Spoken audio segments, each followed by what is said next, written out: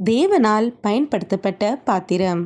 அவர் இயேசு கிறிஸ்து பெருகவும் நான் சிறுகவும் வேண்டும். யோவான் 3:30.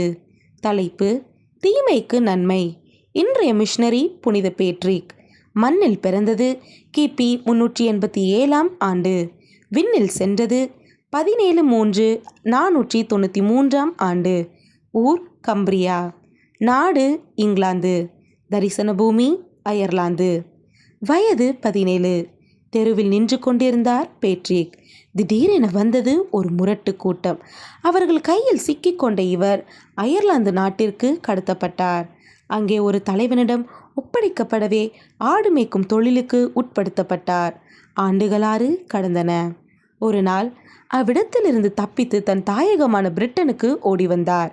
எனினும் தன் அடிமையாக இருந்த அயர்லாந்து நாட்டினரை கிறிஸ்துவுக்குள் கொண்டு வர வேண்டுமென்ற ஆவல் இவரை உந்தி தள்ளியது. அதற்கான நேரத்தை ஆவலோடு எதிர்பார்த்து காத்திருந்தார். வயது 43. இவரின் கனவு நனவானது. அயர்லாந்து சென்றார் பேட்ரிக்.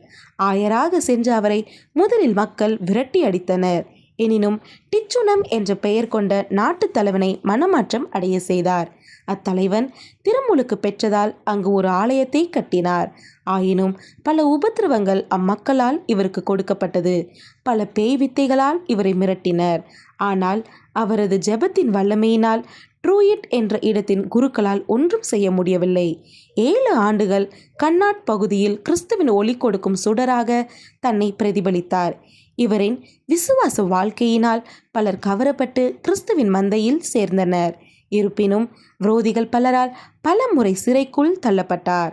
இவர் உயிருக்கு பல முறை ஆபத்துகள் நேர்ந்தன.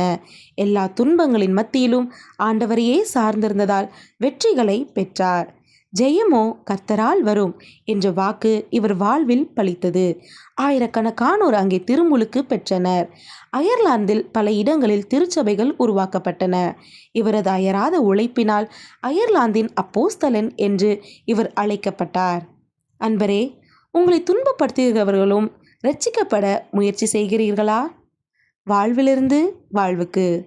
தான் சிலுவையில் அறையப்பட தயாராக இருந்ததாலின்றி எந்த திருச்சபையோ அல்லது இயக்கமோ நீடித்து வாழ முடியாது என்கிறார் வின்செஸ்டர்.